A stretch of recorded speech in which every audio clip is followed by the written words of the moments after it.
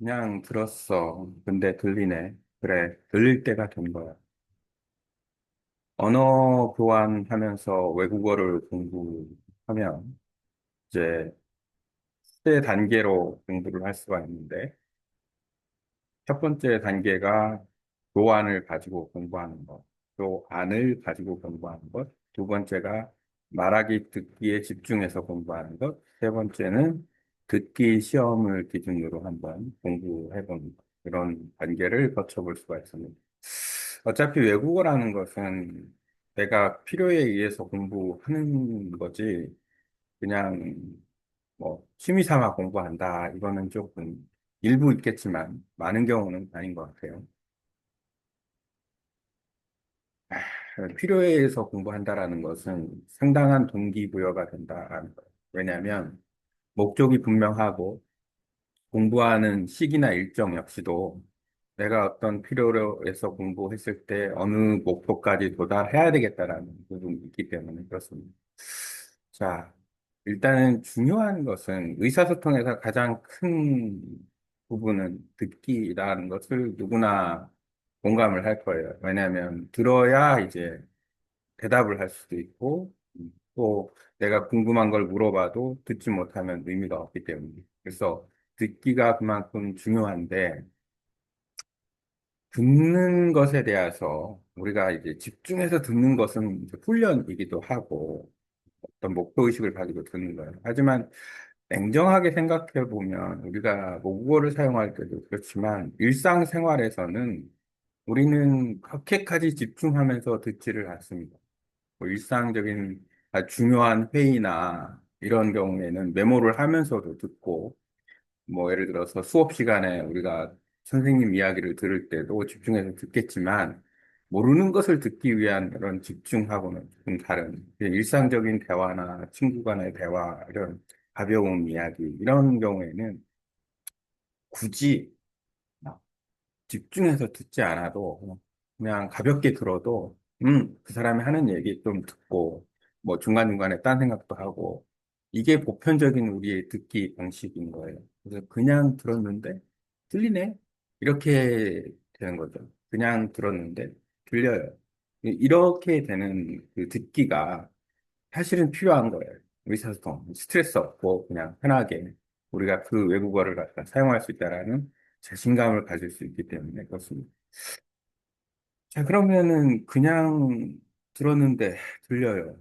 자, 그러면 들릴 때가 된 것 같대. 이제는 들릴 때가 됐어. 당연히 들을 수 있지.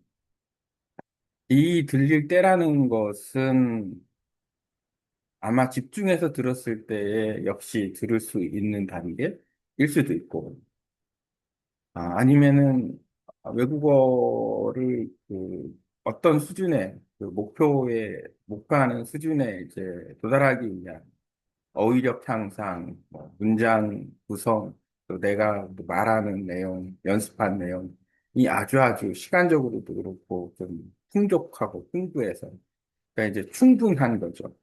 필요 충분 조건 기준으로 해서 충분히 나의 그 언어 캐패시티, 용량이 그 외국어에 의한 용량이 채워졌어요.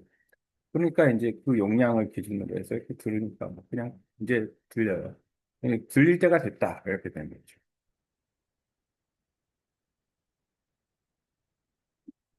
들릴 때가 됐다. 그런 걸 직감할 수 있는 순간이 온다. 그만큼 많은 노력을 했다. 자신감 있게 봤을 때. 여러 가지 측면에서 봤습니다. 우리가 이제 들릴 때가 됐을 때 듣는다라는 것은 어떤 측면이 있냐면 우리가 한 가지 오해하고 있는 사실 중에 하나는 뭐냐면 듣기를 할 때 우리는 아 문장의 모든 단어를 들어야 내가 듣기가 된다라고 착각할 수도 있는데 사실은 그렇지 않다라는 거예요. 문자 중심으로 봤을 때는 그럴 수도 있어요.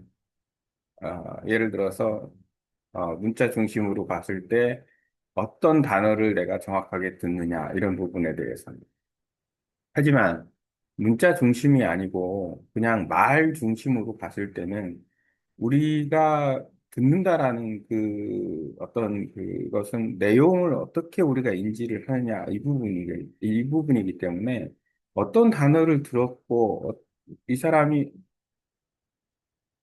뭐 상대방이 어떤 이야기를 하고 있을 때 그 사람이 하는 단어나 어떤 표현 아니면은 내용, 흐름 이런 것들이 와 닿는지에 대한 나에게 어떤 의미 전달이 되는지에 대한 이 부분도 상당히 중요한 요소다라는 거. 실질적으로 우리가 그냥 듣는다라는 건 뭐냐면 어떤 내용으로 말하는지 이 내용을 파악하는 의미에서의 듣는 거지 이 사람이 무슨 단어를 썼는지 이에 대한 부분은 아니라는 거예요. 자칫 잘못하면 우리는 듣기 훈련에서 내용에 대한 파악보다는 하나하나의 단어에 집중할 수가 있는데 그건 좋은 방법은 아닌 것 같아요.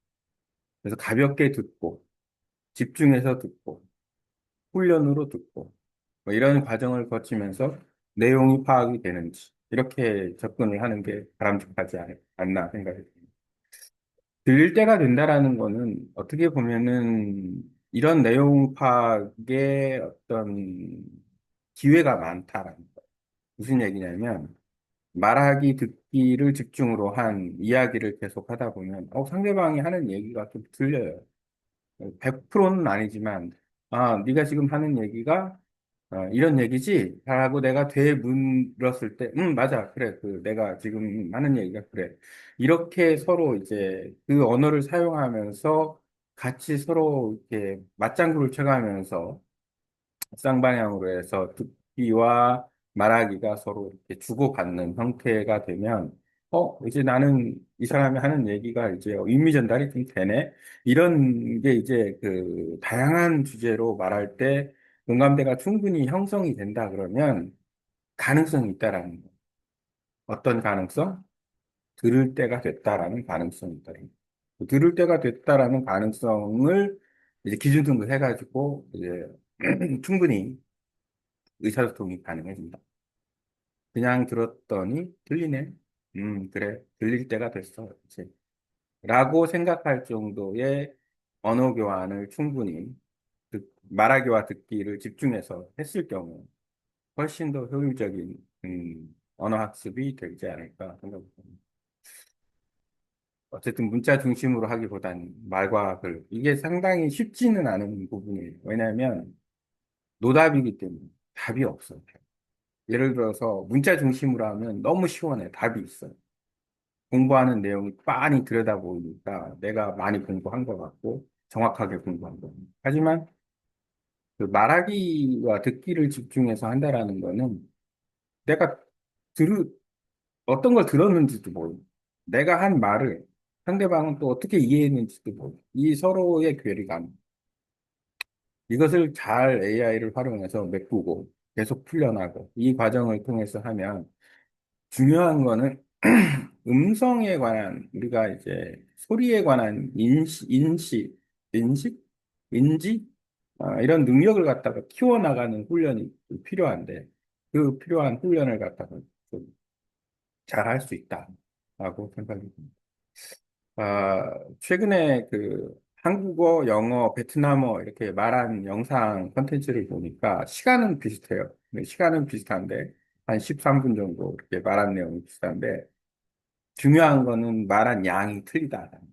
그러니까 말한 양이 왜 틀릴까? 이걸 생각해 보면 자, 한국어는 내가 모국어이기 때문에 그냥 막 생각나는 대로 편하게 막 얘기할 수 있어요. 아주 그냥 청산 유수까지는 아니어도 유창하게 막 막힘없이 막 얘기할 수 있어요. 말이 뭐 조금 조리가 있건 없건 간에. 하지만 영어는 어느 정도 오랫동안 공부했으니까 영어 표현도 뭐 그닥 괜찮아요. 좀 말 많이 하셨어요. 지금 베트남어는 이제 막 겨우 이제 들을까 말까 하는 단계예요. 그렇기 때문에 말을 이렇게 뱉는 것도 반복적으로 뱉고 발음도 안 좋고 더군다나 생각하면서 하다 보니까 이제 말하는 속도도 이제 느리고 이래 아직 유창성에는 거리가 멀고 이러죠. 결국에는 뭘 의미하냐면 들릴 때가 됐다라는 거는 뭐냐면 어느 정도는 내가 말하는 표현이나 이런 속도가 그 모국어의 영역 정도의 수준까지 접근을 했다 그러면은 그때부터는 뭐 어쨌든지 간에 속도도 따라갈 수 있고 자주 사용하는 단어들이 막 귀에 탁탁 들어오고 그랬을 때 어떤 반응할 수 있는 어떤 들릴 때가 됐다라는 그런 게 있지 않을까 생각이 들어요. 아직까지는 그 말하는 기준으로 봤을 때는 멀었다. 말하는 기준으로 봤을 때는 아직 멀었다. 왜냐하면 너무 같은 시간대에 보통 한국어는 5페이지, 6페이지를 얘기하는데 베트남어는 1페이지가 고작이기 때문에 너무 차이가 난다. 한 20% 정도의 밖에 그 속도가 안 나기 때문에, 말하는 속도가 안 나기 때문에 더 끌어올려야 된다. 그러려면은 더 많이 이야기를 해야 된다. 답은 그거예요, 그거다. 또 조금 더 이렇게 편하게 얘기하기 위한 쉬운 주제를 선택해서 말해야 된다. 내가 잘 아는. 그래서 지금 한국어와 영어로 이렇게 이야기한 다음에 이거를 영상으로 업로드한 다음에 내가 말한 내용을 베트남어 자막으로 읽습니다. 그리고 나서 이제 베트남어로 얘기를 해요. 따로 단어 공부는 하지 않고. 그 과정을 통해서 뭐를 할 수 있냐면 내가 사용한 베트남어를 조금 더 효율적으로 또 한 번 더 쓸 수 있다.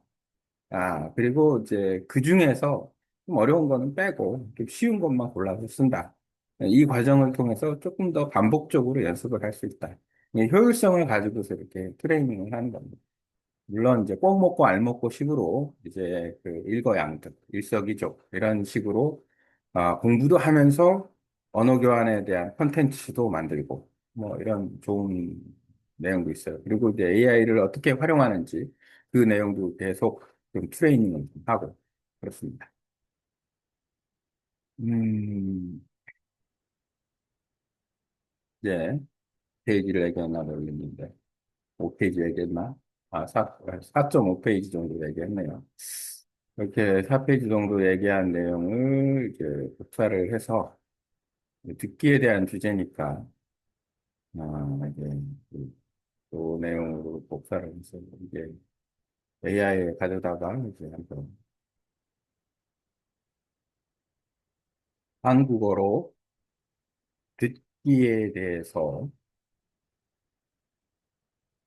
들을 때가 됐다라는 조건에 대해서 어떤 상황에서 우리가 외국어를 들을 수 있는지 아래 내용을 참고해서 이야기해 주세요. 말로 간단하게 하고 그다음에 내가 말한 내용을 집어넣으면 AI가 아주 빠른 컴퓨팅 능력으로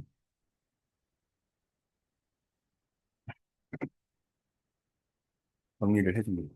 이 정리해 준 걸 가지고서 이제 내 나름대로 또 한 번 더 리뷰를 하는데 어떤 때 보면은 AI가 말하는 내용이 그래? 어, 나도 모르. 내가 얘기하지 않은 내용도 얘가 조금 전달을 해줄 때가 있어요. 그런 게 AI 사용하는 데 있어서의 조금 효과라고 보면 볼 수 있겠네요. 내가 생각하지 못한 것을 AI가 전달을 해주기 때문에.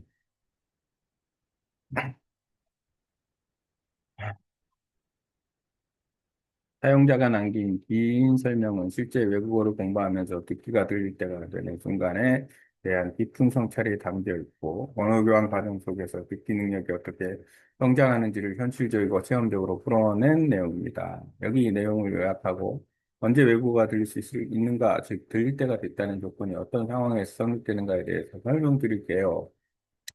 들릴 때가 됐다는 어떤 조건일까? 말하기와 듣기 상호작용이 충분히 쌓였을 때, 언어 교환을 통해 듣기와 말하기가 함께 이루어졌을 때 단순히 듣기 훈련만 한 것이 아니라 자신이 말했던 문장들이 반복적으로 되새겨지고 다시 상대방의 말 속에서도 그 표현이 들리는 경험이 누적됩니다. 그냥 들었는데 들리네? 이런 순간은 내가 이미 반복적으로 말해봤던 표현들, 연습했던 주제들이 상대방의 말 속에서 인식되기 시작할 때 생깁니다. 의미 중심으로 듣는 훈련이 되었을 때. 듣기는 단어 하나하나를 정확히 다 듣는 게 아니라 전체 흐름과 의미 파악이 중요합니다. 특히 문자가 아니라 말로 외국어를 배울 때는 단어 하나하나에 집착하기보다 상대방이 말하는 메시지가 무엇인지 파악하려는 듣기 훈련이 필요합니다. 충분한 어휘량 반복 노출 실사용. 들리기 시작했다는 것은 그 외국어의 언어 용량이 어느 정도 채워졌다는 뜻입니다. 즉, 자주 쓴 표현이 익숙해졌고, 그 표현들이 자주 들리고, 내가 어느 정도 준비된 상태에 있다는 뜻입니다. 오히려 문장 패턴, 반복 노출, 말해본 경험이 축적되어야만 가능한 단계입니다. 구체적인 조건 요약. 반복된 말하기 훈련. 내가 했던 말을 다시 듣게 되는 경험이 누적된다. 의미 중심의 듣기 습관. 단어 하나하나보다는 전체 메시지 파악에 초점. 어휘량, 표현력, 초점. 실제 말해본 경험, 자주 쓰는 단어들이 읽었을 때 쉬운 주제로 말한 경험. 내가 잘 아는 내용을 반복해서 말해본 경험이 있을 때. 속도와 입장성의 일정 수준 도달. 말하기 속도도 자연스러워질 때 듣는 것도 쉬워진. 스트레스 없는 듣기 습관. 너무 공부하듯이 아니라 자연스럽게 듣는 방식. 드라마나 뭐 노래 이런 걸 많이 접한 사람들이 듣기가 잘 되는 경우가 많아요. 실제 의사소통의 성공 경험, 상대방과 어? 의미가 오가며 공감대가 형성되는 순간. 현실적인 예시, 언어 교환 중 그거 이렇게 말하는 거지? 라고 말했더니 상대방이 맞아 라고 대답해 줬을 때 내가 들은 게 맞았다는 느낌이 생깁니다. 또는 한국어로 했던 말을 영어, 베트남어로 바꿔 말하고 나중에 그걸 반복 청취하거나 다시 그 언어로 말해 봤을 때 점점 더 덜 버벅이고 더 자연스럽게 들리는 순간. 버벅이다라는 표현을 그냥 쓰지는 않았는데 AI가 버벅이다라는 표현을 쓰네요. 당신의 학습법은 이미 들릴 때를 향한 훈련이다. 콘텐츠를 한국어로 만들고 영어, 베트남어로 자막을 붙이고 다시 그 언어로 말해보고 다시 듣고 반복한다는 것은 자연스럽고 매우 효과적인 훈련 방식입니다. AI를 활용해서 자신의 발화와 상대방의 반응을 비교하고 자막으로 복습하는 방법은 정확도와 반복성을 동시에 갖는 전략입니다. 결론으로 그냥 들었는데 들려요. 이 말은 어느 날 갑자기 오는 게 아니라 반복적인 말하기, 내용 중심을 듣기, 스트레스 없는 노출, AI 도구를 활용한 피드백, 이 모든 것이 일정한 수준에 도달했을 때 자연스럽게 터지는 결과입니다. 터지는 결과. 흥미있네.